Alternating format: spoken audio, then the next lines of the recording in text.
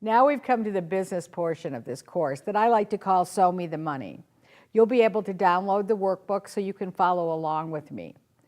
So we'll cover 3 types of businesses in this course, whether you want to be a custom clothier, you want to manufacture a product, or if you're interested in teaching this system. First things first, you need to evaluate your lifestyle situation to see how a business is going to fit into your lifestyle and your family as well. Take into account, can I run this business from my home, or do I need to rent a facility? How much money do I need to start up this business? And is it available, or is it going to cause a stress on my family budget? Once you've answered all of those questions, then it's time to decide what type of business that you might want to start. So you'll investigate. So whatever type of sewing business you would like to start, to investigate, you'll need to find at least 3 people who are already in that business and interview them.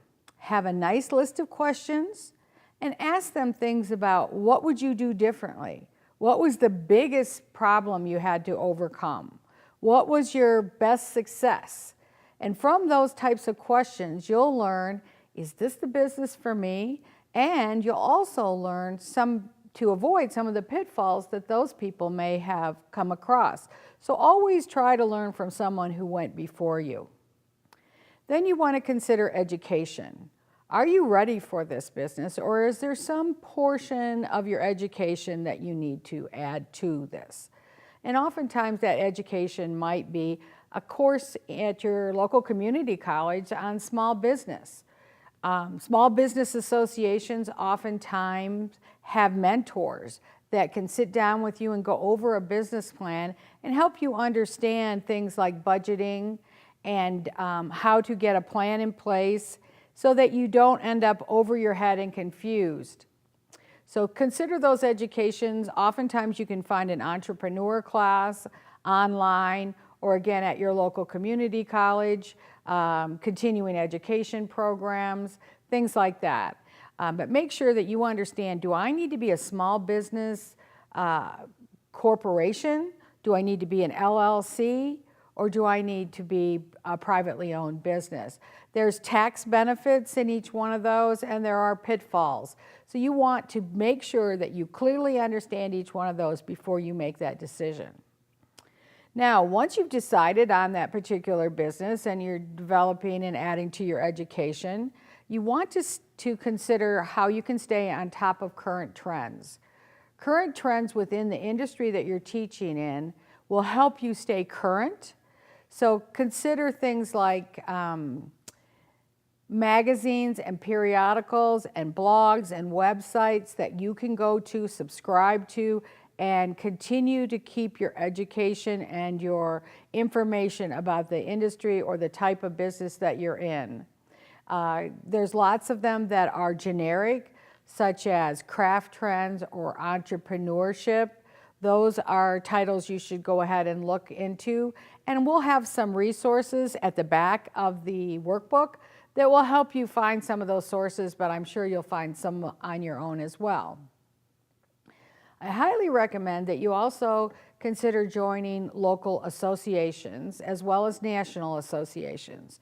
So in other words, there are associations around your neighborhood that might be a chamber of commerce, different civic groups, small business associations, business-to-business associations, where you can go and be involved with other people that have small businesses and network and interact and learn from them, and also very possibly gain business.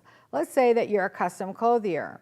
You go to the local Chamber of Commerce luncheon meeting one month, and you happen to be sitting next to someone who says, wow, what do you do? Well, I'm a custom clothier. And that person says to you, well, my daughter just decided she's going to get married next year, and we're looking for someone to make the wedding gown. Do you do that? And so you have all these wonderful networking opportunities, as well as learning more about your local community and resources that might be available to you for your business and where to advertise and market. Lots of great tips come through those types of businesses and associations. You can also join groups like the Association of Sewing and Design Professionals if you're a custom clothier. It's a national organization, but they have wonderful online component that you can stay in touch with and ask people that are in that association questions. I have this problem, have you ever had it? And it'll come back in the discussion board, and they're very, very helpful and supportive of other people starting out in that type of business. Now, we'll get to the name game. You have to name your business. And sometimes people get a little astray of the goal here. When you name your business, I think it's very key to keep it to 2 or 3 words if at all possible. And when you're deciding what that title will be, consider that that title should tell me exactly what you do. If your title is AAA Anonymous, I have no idea what that means. It might mean something to you and maybe your business partner, but it doesn't mean anything to me. So I go to a trade show or one of these luncheons and I come home with a pocket full of cards, and when I pull out the card and it says AAA Anonymous, Mary Jo Smith, and a phone number, I have no idea what you do, and I'm probably going to throw that card away. But if it says AAA Alteration and Custom Clothiers, I know exactly what you do, and that's right, I want to refer my daughter to you, and so I'm going to hang on to that card. And so there, it makes all the difference. Try to make it snappy but not too cute, something that you know you're going to be able to live with. Maybe you're going to be in business for 20 or 30 years. So consider all those ramifications and do some brainstorming. Maybe you can bring in family members and friends to help you come up with something that's catchy, easy to remember, but definitely speaks to what you do. For example, I own Islander Sewing Systems. There's no doubt that I own a business that has to do with a system of sewing. Just clear, cut, easy to remember. Now, when you get around to making your business cards, and you will need business cards, there's a lot of things to consider. It seems really easy. I'll just print some up on my desktop, publishing. Well, that's okay for a very short period of time, but if you want to look like a legitimate business, then your business card should look like a legitimate business card, not one with little perforated edges that you've gotten at the office supply store. And they're very inexpensive to purchase, 250 to 500 business cards, so there's no reason not to. Now, when you go to have that business card put together, you want to consider that you want prominently the name of your business. Then you have to make a few decisions. How do I want my customer to communicate with me? Do I want them only to email me, or am I willing to give them a phone number that they can call me at? And the most important thing is, do I want them to have my mailing address? Oftentimes, people will see the mailing address and they know that you're in business. They'll just come by your house and knock on the door. And if you're working out of your home and you're not keeping regular business hours, that might be extremely inconvenient. So take into consideration, do I want that address on there? In most cases today, especially a small business, I would highly recommend you did not put that address on there. Moreover, I would suggest either you get a post office box and use that address, or just leave the address off of the card and make sure that they have your phone number and email and website. Possibly you have blogs, whatever other social media that you might want to add to that card without getting it cluttered. Consider the font that you use on that card to be easily legible. Many times people find the prettiest font they can find, and it's got all kinds of curlicues and things. And when I get some of those cards, I can't tell if it's a 5, a 6, an 8. It's too swirly, it's too difficult to read, and you've already annoyed me. So keep it clean and simple, not a lot of serifs on your fonts. So that means just straight, clean fonts. And maybe you use something a little special for the title of your business, specifically if you've created a logo and a special font that you like to use, you want to use that. But then keep the rest of it something very, very simple and plain and easy to read. Your customers will appreciate it and are more likely to contact you. Okay, now let's talk about money in the bank.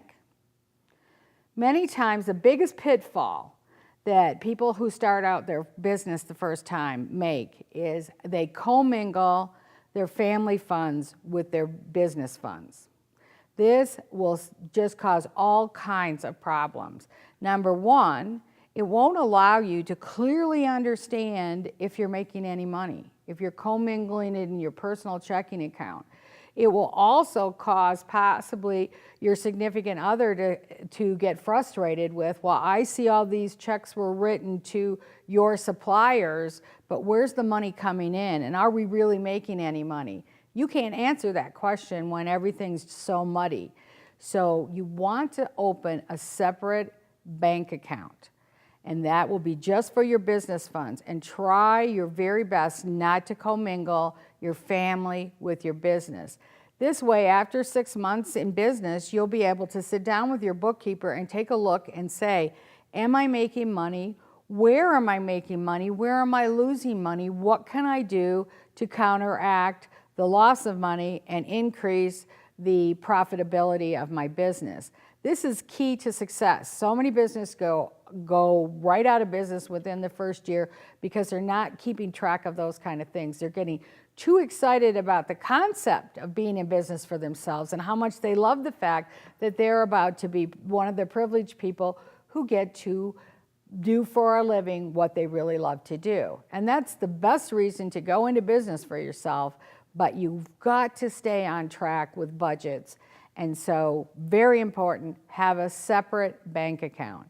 Now, to have that separate bank account, we're going to talk about legal matters in a minute that pertain to that bank account. You'll need a bookkeeper and possibly down the road a CPA. And don't get those two mixed up. A bookkeeper and a CPA can, a bookkeeper can be a CPA, but it doesn't necessarily work the other way.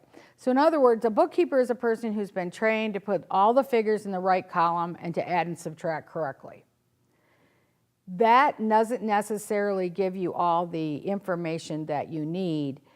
If you go to a CPA is a person who stays on top of all the tax codes. And if you ever saw one of those books of the tax codes, it would just blow your mind. It's a lot of information to keep in your head, keep track of, as well as the fact that they're constantly changing them. CPAs are taking courses sometimes as often as 4 times a year just to stay on top of all of that. Why is that important to you? Because when you're paying taxes, you want to only pay the taxes that you owe, and you don't want to be caught at the last minute owing taxes that you could have avoided if you'd have done your paperwork or conducted your business in a slightly different way. And a CPA can help you with that. They can also help you with, once you've made the proper decision of whether you want to be a corporation, an LLC, or a sole proprietorship, they can help you understand the differences, but not necessarily the bookkeeper. So keep in mind the CPA can help you with that. Also, a lawyer can help you with that. Now, getting to the legal matters, one of the things you want to do is to immediately register your business name. You've decided what your business is. Now you need to register that name. And every state is different. Every county could be different. But it's generally done at the county offices. And it's sometimes called a DBA, which means doing business as. Sometimes it's called an assumed name. So you'll register it. Even if you're doing business as your personal name, your name is Jane Smith and I'm doing business as Jane Smith, it still should be registered. Another reason you want to register your business name is you want to make sure nobody else is operating a business under that same name. Heaven forbid that they are operating under a same or very similar name and they're not a reputable business. You could end up inheriting partially their bad reputation. And you don't want to get confused with them. So you want to make sure that you have a unique name. And when you go to your county offices to register, they will tell you if there's anyone else registered in that area. You can obviously do internet searches as well. But if you're a custom clothier and you're only working in Oakland County, then it's not that important that somebody in a state 2,000 miles away is operating under that same name. It isn't going to get you confused, obviously, because you're only working locally. But if you're going to end up working nationally, yeah, you want to know, does somebody else have that name, and do they have it registered? Now, going back to the bank account, you'll need that registered DBA, doing business as, some legal paperwork in order to open that bank account. You can't just walk into the bank and say, hey, I have a business, it's AAA Custom Sewing. They'll say, where's your paperwork? Where's your legal paperwork that you filed with the state? Before they'll ever even consider giving you a business bank account. So keep that in mind, but get all of your ducks in a row so that now you can go to the bank and get that bank account and keep yourself on track. Learn as much as you can about budgeting. That will help you right away, because the minute you can see, I'm not making money this month, why didn't I make money this month? You'll be able to make that correction quickly before you've deflated all of your operating funds and now you're out of business just due to the fact you have no more money to operate with. Okay, finally in this section, I want to talk about insurance. You're operating a business out of your home and you're doing, again, let's use the example of custom clothing. It really doesn't matter. If you're operating a business out of your home, you need business insurance. Why do I need business insurance? I'm just making a few dresses a month and a client comes in and out of my home once in a while, but I really don't have a brick and mortar type of establishment. Well, this is why you need insurance. First of all, you want to contact your homeowner's insurance and tell them that you're conducting a business and see if they have a business rider. If they don't, you'll have to purchase a separate insurance. The reason is, let's say you don't tell your insurance company that you're operating a business out of your home. And worst case scenario, you forget and leave your iron on, it causes a fire, part of your house burns. The business portion will not be covered at all because you never told them you even had a business. But furthermore, because you didn't tell them you had a business and part of your business is what caused the fire, it could be that they wouldn't cover your claim at all.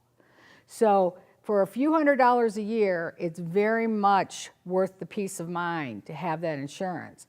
Now let's consider the scenario that your bride shows up to have a fitting and she trips on your sidewalk and breaks her ankle. She could sue you. And if you don't have business insurance, your homeowners may not cover it. So the first call you want to make is to your homeowner's insurance agent and ask what those ramifications are. Secondly, if you're manufacturing an item or you're teaching and you travel with your products or your items, you want those covered for theft or damage. I've talked to other teachers. It hasn't happened to me, but a couple of teachers I know have lost their entire samples because someone stole them right out of their car. They've lost equipment that they carried with them to teach a class because someone stole it out of their car. You could get in a car accident and have all your samples damaged. So keep that in mind as well as a good reason that you need insurance. Take it from me, I've been in business for over 30 years. So each one of these points that I gave you are very important. Don't skip any of them. Go over, review them again, and follow the steps. That wraps up the business portion of the course.